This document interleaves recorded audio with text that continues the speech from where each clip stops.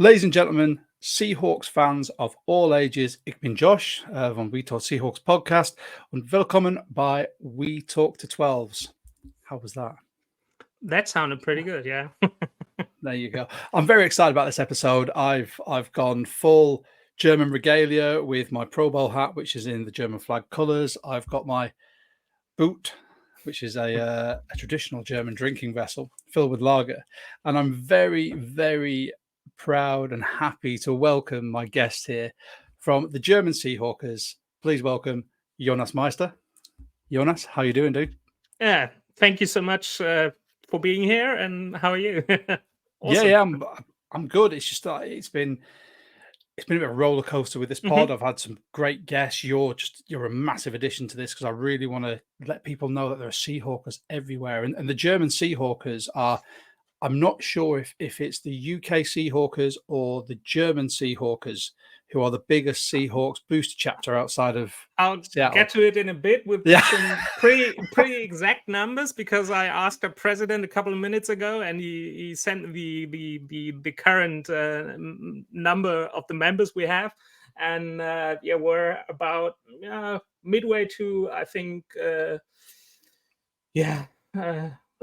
1700 to 1800 now, and so that actually makes us the largest official fan club of an NFL franchise in Europe. Whoa! Yeah, I think the UK Seahawkers, we've got some work to do. And also, I need to ask you how I can join the German Seahawkers. I need a patch for my jersey. But I mean, like I said, this pod is all about me and our pod introducing Seahawkers from around the world. We've had some fantastic guests so far, and I'm thankful to have guests like yourself who want to come on and just talk to us, because some people outside of Seattle or maybe the UK or anywhere else in Europe might not know that there is a German Seahawkers chapter, although there seems to be quite a few people that do. So yeah, maybe I'm preaching to the converted Munich, already. a couple of more now. So oh, good. See, that's what we need. I mean, the London game was huge. I mean, I saw so many. I didn't realize how many Seahawks fans there were, because where I live, there seems to be me and Patriots fans, and that's the dividing line. Which, so obviously we got on really well, and I get reminded of Malcolm Butler's interception all the time. But to see German fans, because I know a few of you went to Wembley as well, didn't you? No, I actually didn't. A couple of the guys did, but I went to Munich last year, so yeah. I'm so jealous. I couldn't get a ticket all the time off work. I was chatting to a few of the German fans in London, using my best pidgin German. Like I said, I've not lived there for nearly 16, 17 years, so I was desperately trying to remember. Okay. I think it got better with the more beer that I had. It's the standard. Yeah.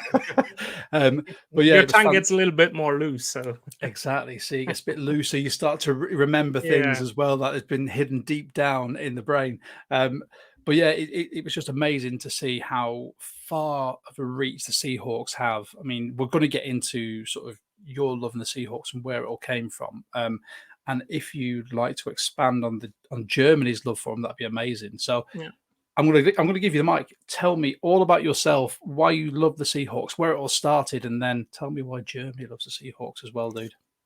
So, thanks so much for that. But I think it pretty much started when the NFL got visibly or more visible in general here in Germany, which was about, I think, 2011, 2012, like in the years the Seahawks were rising up through the ranks of the NFL.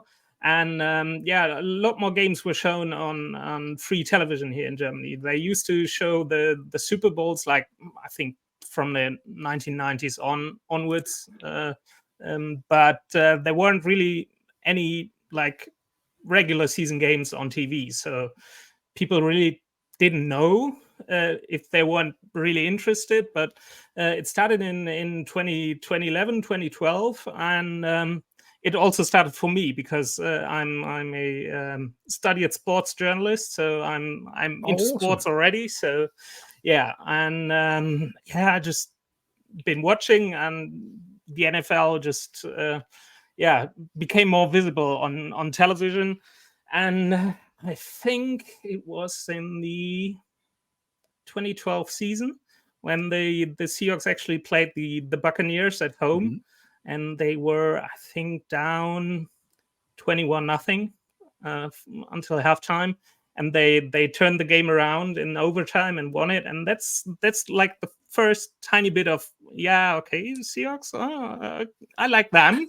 And this was actually the year they went to the Super Bowl, so I watched the Super Bowl, and of course the Seahawks won, and I didn't get quite attached to them right there. It was just like, okay, I watched the other season, the 2013 season, and they absolute were heartbreak. Yeah, that's not actually the moment which attached me to the Seahawks like for life, probably, but it furthered it. So my favorite Seahawks moment was just the NFC Championship game. So I was sitting at home watching it, and was just, until halftime, I was devastated and thought to myself, okay, that's it. That's it, yeah. And like we all know the story. They came back. They just, it was ridiculous. The fake field goal, the 2-point conversion, the Marshawn run, and then obviously the Jermaine Curse, yeah, Wilson to Curse, and that's which just the moment which just entangled me to the Seahawks. And then obviously 2 weeks later, it was just heartbreak. I still got the Russell Wilson jersey in my closet, actually, which I wore that day. And I'm not usually that superstitious, but I wore that jersey that night, and all the games afterwards I wore this jersey. The Seahawks were just like playing like crap, so this jersey is probably cursed, and it's just shelved it. That's it, done. It is. It's shelved now. And that's actually the moment which tied me to the Seahawks. And I was always watching like the Seahawks alone, because there wasn't many football fans with my friends. So and then I think in 2019 I read an ad online from the Seahawks, which were German Seahawks, which were looking for staff. It's just, we don't do it for the money. There's no money in it. It's all voluntary. Yeah, same as ours. Yeah, same as the UK Seahawks, but it's all voluntary. All the guys there do a fantastic job, and you guys have got the same setup. Awesome, yeah. And then just contacted the German Seahawks, and from that moment on, I just clicked with everybody here, and since then I've been writing for our fan club, and like doing previews for games and previews and stuff like that. So we're always watching it, and we're always trying to like be as fast as possible, just putting the recaps out there for the fans here in Germany, just who are not able to watch it but can read it afterwards. But since I think in 2015, there was like, beforehand there was a semi pay television channel where you can watch the games, and afterwards it was on private television here in Germany. They showed like 2 weeks two games on a Sunday, and like random, like at 7 p.m. our time, and then like 10 o'clock our time. And that's when like all the you have to forgive me. Sorry, I'm not crying at your story. I've wiped something in my eye. No For anyone watching the podcast, going, "Wow, that's an emotional story." Now, no, it isn't that emotional. So that's when probably like I said, in 2011, 2012, it like kind of started slowly, and that's why I got attached to the Seahawks, and that's why probably a lot of people in Germany got attached to the Seahawks as well, because like they were rising through the ranks, like they were going to the Super Bowl. They lost the Super Bowl, and so that's why a lot of people in Germany or football fans in Germany are attached to the Seahawks, because it's just like, those were the teams like the Patriots and the Seahawks, which were shown on TV then, and which were clearly more visible than others. So it changed a bit in the last year. So there's a lot of Chiefs fans right now, but the Seahawks are still going much more strongly than others. I was going to say that corroborates a story that I've been told by like German Seahawkers elsewhere. When I've asked the question, because when I lived in Germany, I'll do some maths now. I moved there in 2001 and left in 2006, and it wasn't a big thing. I was always a big fan of American sports and played a lot of basketball in Germany and tried to stay away from soccer because that's not really my bag. I'm far too big to do that. And American football wasn't really visible. I mean, now you've got a lot of teams over in Germany. I've got one of my clients from work. His son's currently playing over in Germany for, I want to say Hamburg. I'm not sure. I don't know if it's a Sea Devils or someone else. Yeah. But it seems to have just erupted over there. And I think the Munich game shows how welcoming the country is to this huge sport, which isn't a mainstream sport in Europe, because let's face it, it's soccer. And if you detach from soccer, you may, from an English standpoint, you may get rugby or cricket if you've got that much time to waste in a day, and beyond that, there's not a lot. Really, you can be a basketball fan. We've got amateur ice hockey. I know we've got ice hockey teams over there as well. But the NFL just seems to have just taken its place in sort of mainstream consciousness. And like you said, it directly coincides with that when it became televised massively over there. And I'm quite thankful that the Seahawks were one of the majorly televised teams over there. So because then we get to speak to people like yourself. Yeah, dude. It's and I think this is just where having that exposure to countries like Germany that may not have had it before, and obviously France, and you've got anywhere else surrounding there. I've got a few friends in where I live. I can get a ferry over to Holland quite quickly. And I've got friends over in Holland that support NFL teams. I won't tell you who they support because it disgusts me personally, but it reaches further, and that's I think that's the beauty of this game. You can be anywhere and still support a team. I quite like the fact I'm an English fan that supports an American team because I like the questions people throw at me. As to why I'm so invested. And you guys must be the same, because I don't know whereabouts in Germany you are, but for me it was all, oh, do you support Hanover or you Hamburg or anything like that? And I was like, no one really. Like in the Ruhrgebiet region with like Dortmund and Schalke and Cologne and stuff like that. So soccer is pretty big, or football is pretty big over here.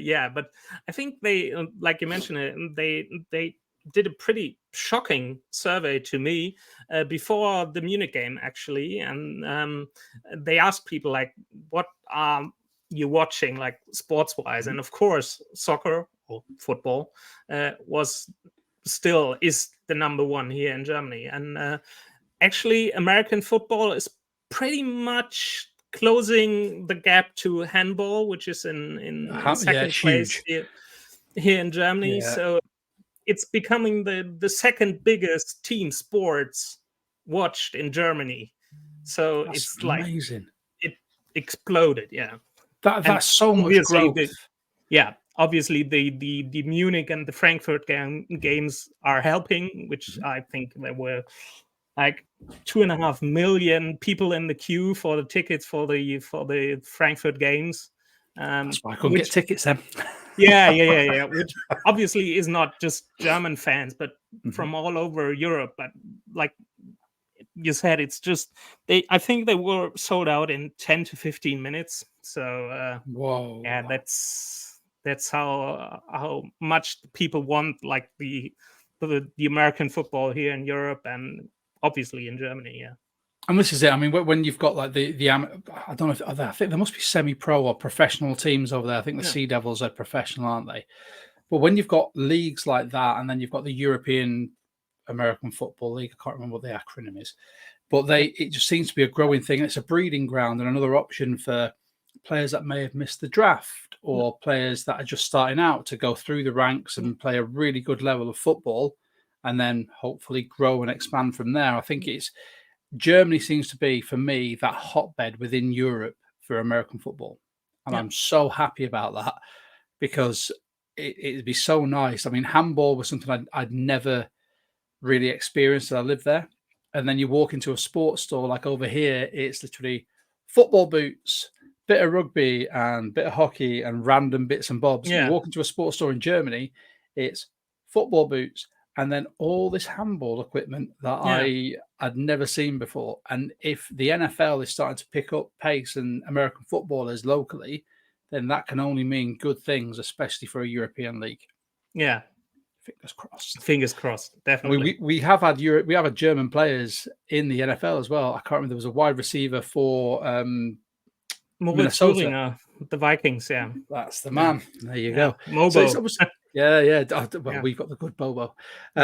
It's just growing, and that's fantastic to see. I mean, you were talking about obviously what got you into the Seahawks, seeing them televised, seeing sort of the growth within German TV, public TV, not the private sort of as we have Sky and what you have over there. Yeah. Now, tell me, from the time you followed the Seahawks, so we're talking, let's say 2012, I am saying you cannot say the Super Bowl. I'm putting a kibosh and nix on that. No one can say that on this pod because it's too easy. Give me your favorite moment from a Seahawks point of view, as you as a fan, and that can be from what you've watched since being a fan or what you've done going back into the archives, and your favorite player. They can both intertwine if needs be. I've had one of those already. Actually, just like we talked about it a bit. It wasn't the Super Bowl which was kind of fresh, like seeing the Seahawks and they were so dominant. There wasn't like the spark that got me. So the spark that got me was actually that 2013 NFC Championship game. It was just like so wild, and it's just over this game there were so many emotion, which literally got me attached to the Seahawks for life, probably. So that moment, like going from total devastation, like I think Russ threw the fourth pick in the beginning of the second half, like every time he tried to connect with Jermaine Kearse, he threw an interception. And the one play which Kearse caught the ball was the like dagger match ender and straight down the middle. It was just so wild and so many emotions. So that's probably the game which got me attached to the Seahawks, and obviously the loss in the Super Bowl 2 weeks later, and which I'm pretty proud to say, and the guys in the staff of the Seahawks, which do the podcast and the editing and social media and stuff like that, there was like always the stigma of the bandwagon fan, like when the Seahawks, it was 2011, 2012, the Seahawks were rising through the ranks, they were going to the Super Bowl, and everybody said, oh, you're just a bandwagon fan, and just because they're so successful right now. And actually they haven't been back to form since. So they went to the playoffs, and obviously they weren't like the top of the crop of the NFL, but they were just like above. They were always middling, a contender, and especially after Russ leaving and stuff like that, there was always like this, okay, are you going to stop watching them? But I can't. So this reassures me that I'm not the bandwagon fan. Like, I'm attached to this franchise for life, and I love this team. And even though there was stuff like with the Legion of Boom breaking up and players leaving, and so a favorite player, obviously, a lot of people like say Russ or we don't talk about him. He's a swear word on my podcast. No hard feelings towards him, but we just keep him out of here. No trash talking. No, not and the Legion of Boom isn't for me either. It's like Bobby. It's always been Bobby Wagner. It's I think I didn't get to watch Steve Largent and people like that, and obviously Sherm was awesome. The Legion of Boom was awesome. Russ was like, you may say, okay, what was it, Pete who protected Russ, or was it Russ who like carried the team and stuff like that? I won't get into it, but for me, that's a totally separate pod, my dude. That's something we could talk about for a while, because I've got my own opinions. I'm biased towards Bobby, and there's all the talk, like even in our fan club, and talking with the guys, like always saying, the worth of the middle linebacker position and stuff like that, off-ball linebackers, and I'm not having any of it. I think Bobby is probably the best player this franchise has ever had, in my opinion. Like, I didn't watch Cortez Kennedy, I didn't watch Steve Largent, I didn't watch Kenny Easley, but it's just Bobby is it for me. And I actually wrote a love letter to Bobby Wagner a couple of years ago, and for our website, because we started a series, like one of the guys, the season beforehand in 2020, when Russ was playing off the charts, he wrote a love letter to Russ, and the season after that, I had to write a love letter to Bobby, and obviously, it's just like, in quotations, love letter, right? It's just like, it wasn't how I love you, let me count the ways, Bobby Wagner. No. It was just like, I was reading through the stuff like he did. Like, people are always saying, like, middle linebackers and off-ball linebackers, how much are they still worth for a team? And I think Bobby's gotten slow because he's gotten older. He's not just but on a level which is just off the charts. Like, I wrote it down. I actually got some quotes here from the text I wrote. Like, statistically, Ray Lewis is the best middle linebacker in the history of the game. He was voted first team All-Pro 7 times.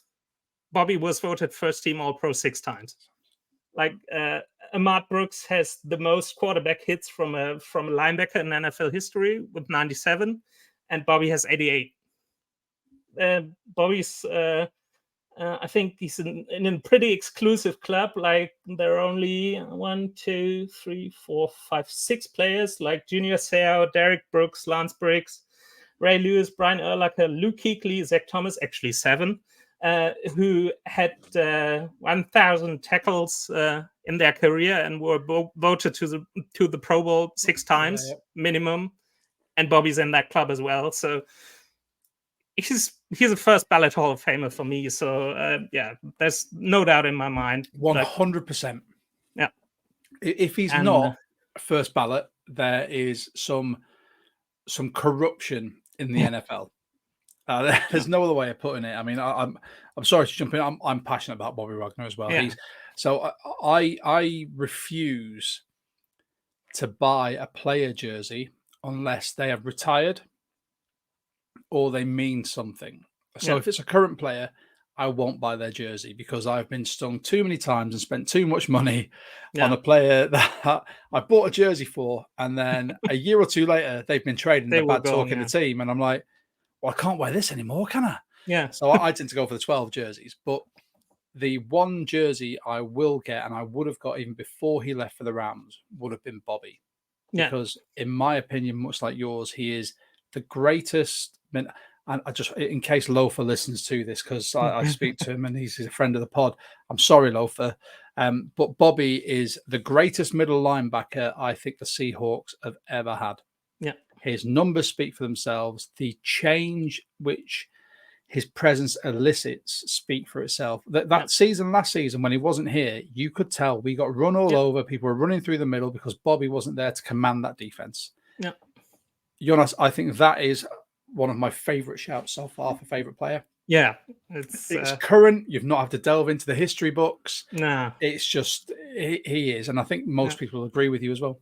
Yeah, I actually went to Seattle for the first time last year and watched a game there, and obviously Bobby wasn't there, so I was kind of sad. And now we're going to get on back on that later, but we're going to Seattle this year again, and actually I'm so looking forward. I hope he stays healthy, which is another quality. Like, I think he missed 6, 7, 8 regular season games in like 10, 11 years playing in the NFL. In his whole career, he's less than double digits. I looked at that the other week and I thought, that's absurd for a middle linebacker. For someone who makes so many tackles and is pretty much an every down defensive player. How? Because I don't know, but he hits people as well, and that takes a toll on your body. I know as a rugby player, but wow, what a machine! No. I'm so looking forward to seeing him. Like, actually, it's a pretty exciting game. It's like a on Thanksgiving against the Niners, and so it's a primetime game, like under the lights, national television, Seahawks Niners. Yeah, it's gonna be awesome. Jealous too, but I'm so happy for you to go and experience that, because that is going to be an insane game. I'll be watching it. I hope you take a German Seahawk a flag, because I'll be watching out for that. Yeah, and I will happily. I'll get to it in a minute. What we got planned there? Yes, excellent. Right, I'll hold back then. Well, the next thing is obviously we've spoken about your favorite memory, favorite player. Let's briefly touch on the current roster. Obviously, last season, I think we hit on every single draft pick. I think they've all been able to provide something. And those that were injured, like Tyreek Smith, have been able to come through in preseason this season and really show why we drafted them. This season's draft, personally think, again, hits. What's your opinion? What's your opinion on the roster, the team as a whole at the moment? Obviously, like you said, we as well, like in the with the Germans here, because with the guys, we were pretty critical of the way like Pete and John were drafting, and it did change. Like last year, I think Pete and John even said it. They were going like from drafting for need, and now they're drafting for the best player available. So that's why they probably took Witherspoon and they took JSN, and that's just the way this approach changed everything. Like we've seen it last year, we've seen it. Obviously, it's the preseason, and it's just hard to judge, like with training camp impressions and stuff like that. But like how the players are talking about it, like the beat writers are writing about it, like the coaches are talking about it. It's just, I think there's probably bring something special, obviously, like with the roster you got. Like I think you talked about it a ton already. Like when you look at that offense, probably people, not even the Seahawks fans, but like other experts from the NFL, pundits like that, are talking about, is it probably the best wide receiver room in the NFL? I think we've been voted second. Yeah, after the Bengals, I think. After the Bengals, which is kind of understandable, But I think that for us to have the second best wide receiver room in the NFL, I think when's that ever happened? the offense won't be a problem. I'm pretty sure about that. There's always like, what's about the interior line and stuff like that, but you get 3 tight ends, which all caught like over 300 yards last year. There wasn't any other team in the NFL who did that. So you got the receivers, you got the running backs, you got the tackles, and obviously the big question mark is Geno. Can he repeat it? But like the way he handles himself, and the way like Pete talks about him, and his colleagues are talking about him, Tyler, DK, all of them are just raving about him. So it's the expectations are getting bigger and bigger. Like offensive wise, defense is still like a big question mark. Like obviously the back end is just loaded as well. Like when you're talking about, okay, do we play Devin Witherspoon in the nickel spot? And everybody was talking about it like, no, let's play him outside. But Pete's saying, no, Michael Jackson has performed in training camp, so just not in preseason. Warrants the spot on the other side of Tariq Woolen, obviously. And then you have Bobby back, and you're gonna get Jamal Adams back, which always was a question mark, but I don't see him as a safety. It's like a hybrid linebacker, blitzer, stuff like that. Thank you. Jonas, you and I need to have a proper chat about this, because I have been preaching this on the main pod, the We Talk Seahawks pod, since last season. I think pre-season last season, I said the exact same thing. I said he's been paid like a linebacker. He plays like a linebacker. Put him at linebacker, because there's other options at safety. However, the linebacker core was dwindling. And now I see him as, like you said, a rusher, maybe weak side linebacker, anything like that. Especially when you got Jordan Love in the back, who's playing strong safety. Julian Love. Oh, Julian Love, sorry, not Jordan Love. Oh, that's why I got it. They got him, obviously. Not Jordan Love. That's why I think that's the approach like Pete's going to go with. Like, there won't be any, like, people are talking about, is the linebacker depth enough? Is like Jordan Brooks recovering from the ACL? Is he going to be back? But when you got Bobby in the middle, you probably don't need any more inside linebackers. You got the safeties on the back end. You have Bobby as the anchor in the middle, and you can play around it. And obviously, the big question mark is the D line, which obviously was terrible last year. But like, that's the thing. Like, when you get good coverage, the quarterback has to work in the pocket and find his options, and then probably the pass rush is is going to get home. It's those beers you had before the pod. I know. I've been drinking too much. So that complements stuff, but there's still a big question mark. And like, you got the Niners in the division, but Niners with QBs of Brock Purdy and Darnold. Yeah. I'm not being funny. To get traded or something like that. Yeah, exactly. I know a post was put out the other day by Matty F. Brown about maybe Pete Carroll's quarterback factory can save Trey Lance. I don't want him. No. I see the quarterback room we've got now with Geno. If he can repeat what he did last year with this revamped O-line and the tight ends, the wide receiver core he's got, JSN is going to be a release valve just there in the slot, and then he's got a running back core now of 4, running backs that can do a job. He should be fine. And then I'm personally of the belief that the reason we've kept Drew Lock and he's staying around is because he's going to keep developing in this program. Yeah. And at some point when Geno goes, my contract's up, I've had enough, Drew Lock's going to step in. He'll be a few years older, a few years wiser, and it's a ready-made replacement. It's such an exciting time with so many possibilities. It is, yeah.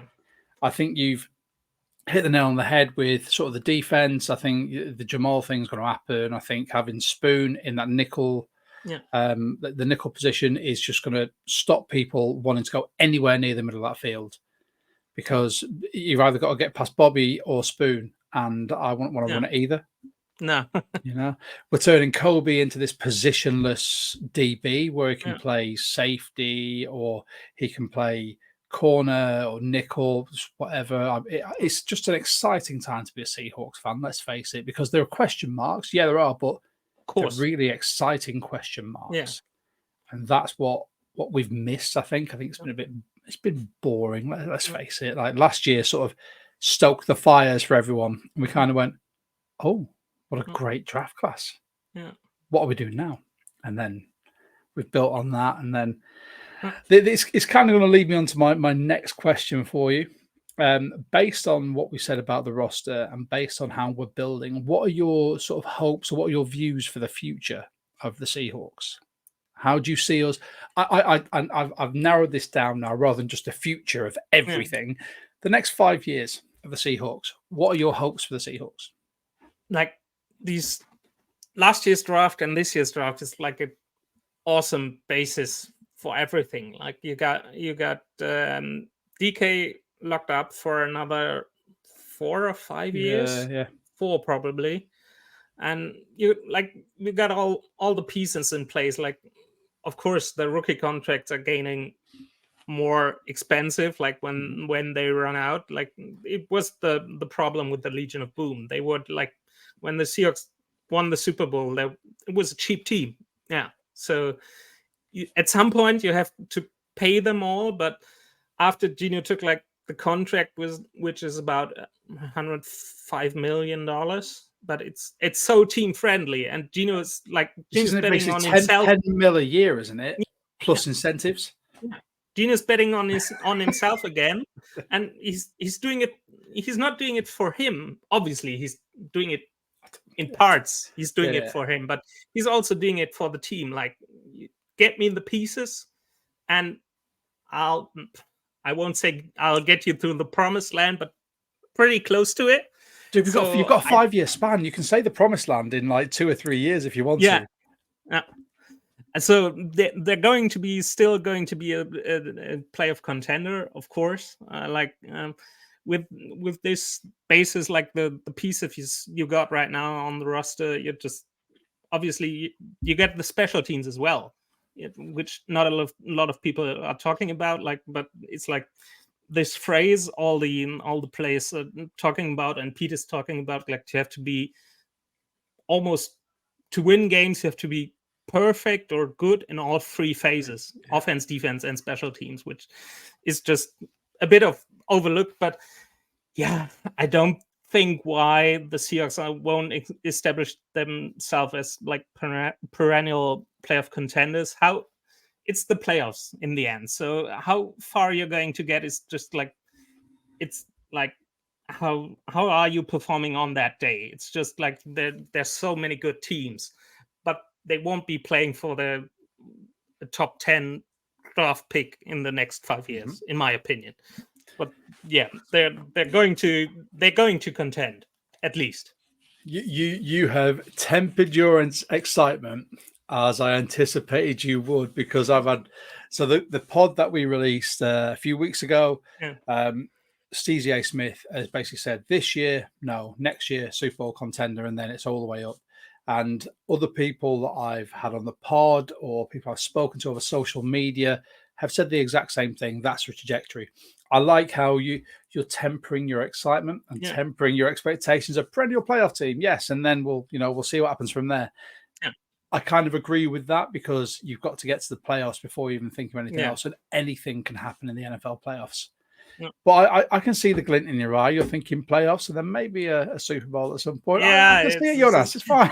Yeah, like I said, it's just like when the Seahawks won the Super Bowl in 2012, but actually in 2013. But in the 2012 season, I wasn't attached to the Seahawks as much. Like I enjoyed it, but I wasn't getting out of my skin and jumping around and just tearing my shirt off and stuff like that. But so this time, I want. Yeah, that's what we talked with the guys a couple of years ago, months ago.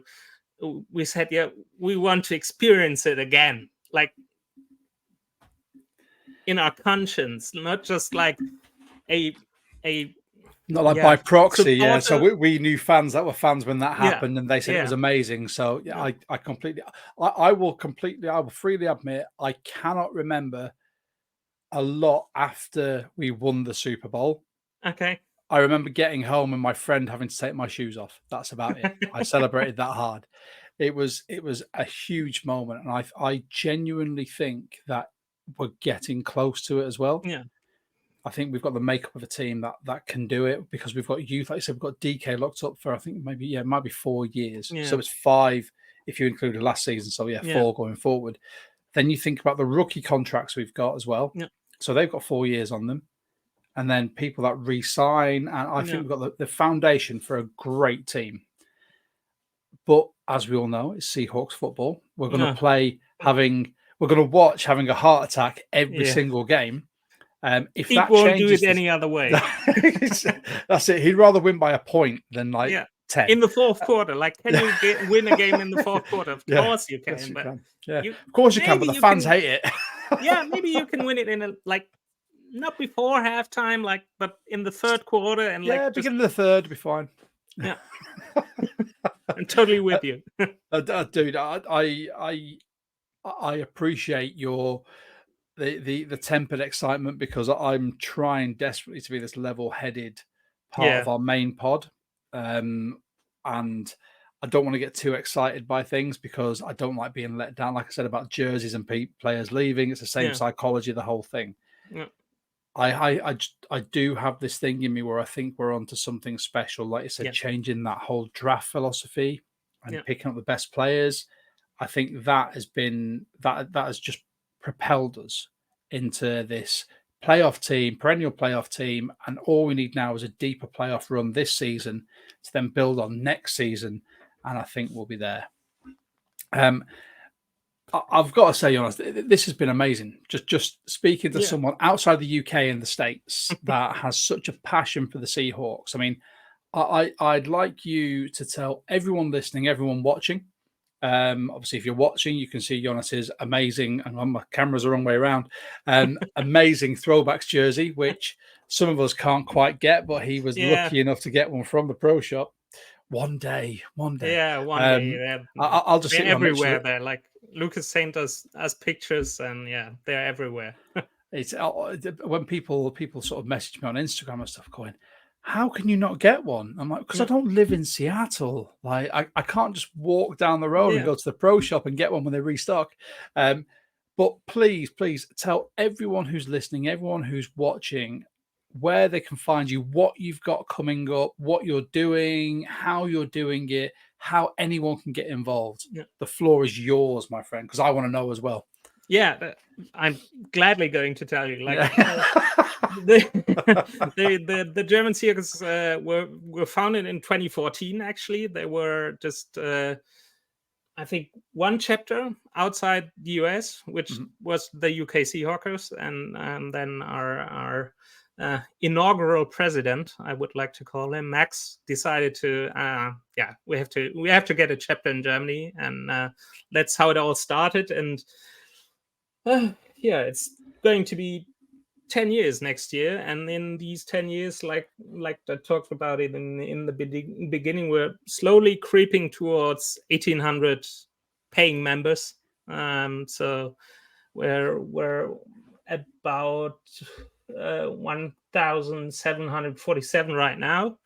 And tell me you're having a 10-year anniversary party.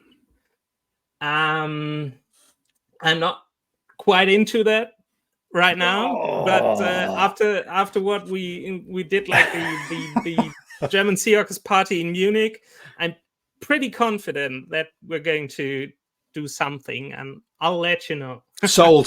I'm in. Yeah. So since then, I told you, we become the biggest official fan club of an NFL franchise in Europe. Rub it in. Just keep rubbing it in. Yeah. And, we're active on social media. Like, you can catch us on Instagram at germanseahawkers.com. You can catch us on Twitter. I'm not saying X, it's Twitter, at SeahawkersGR. Obviously, it's not a lie. Our Facebook account got hacked a couple of months ago by some Vietnamese fashion account, something like that. It's not a lie. Didn't I message you about that? I don't know, someone. But like we were on Facebook. Like, I think 15,000 followers, and just this account is just pretty much gone now. So obviously, fair play to that Vietnamese fashion brand who managed to hack it. But I just remember seeing it and going, that's not a German Seahawkers post. No. Sadly not. No. So we're on social media. We're on Twitter. We do have a podcast as well. It's Ballhawks. That's our podcast, which obviously is in German. So it's all the content is in German. Like we try to do it like a bit in English, but Ballhawks is just available on all platforms like Apple Podcasts, Spotify. We're in the season. We're trying to do like two episodes per week, like one preview, one recap, and stuff like that. There's always game coverage on our website, germanseahawkers.com. There you can actually apply for a membership if you like. It's not that it's not that expensive. It's 15 euros a year. So and you get all the goodies. So and just like this community is awesome. Like we got WhatsApp groups for all the regions where people can connect and stuff like that. And obviously our biggest thing is we're doing a group tour each year, going to Seattle. And obviously there was the pandemic and we didn't do it there. So I think the first time we went again was last year for the Broncos game, actually. Oh, what Russ's you homecoming. are picking some great games. Yeah. It's a shout out to the Seahawks. So they do ask us like where you want to go, and they are going to look into it if they got tickets, and they're giving us some bangers. Yeah, and that is the best way of putting it. They're giving you some absolute bangers of games. Oh. And this year is actually the obviously the Thanksgiving game against the Niners on I think November 23rd or 24th, and if I'm not mistaken. But it's actually our biggest group tour yet. We had to reorder tickets because they were selling out fast. So we're going with over, I think we're now over 100 people going. Yeah. So whoa. We're going to show up there. Well, I'm hoping you probably mentioned this, but I'm hoping there are flags in one section wherever you're sat, because I am going to take a picture on my TV. I will post that on our socials and just be like, look who's representing. 100 strong. That's amazing. 100 of you. Logistically, is that sort of everyone convening in one place and going, or is it everyone just flying it's just like you have to, like the tickets are coming from the Seahawks. They are organizing it. We're buying them. Like you have to buy the tickets from us, and you have to go there. So has everyone got to make their own way from their local airport? I was going to say, otherwise, imagine that in every no. It won't be financially possible for us to do that. No. That's like, but this is one of the perks, like being a member of the German Seahawks. You get access to these tickets.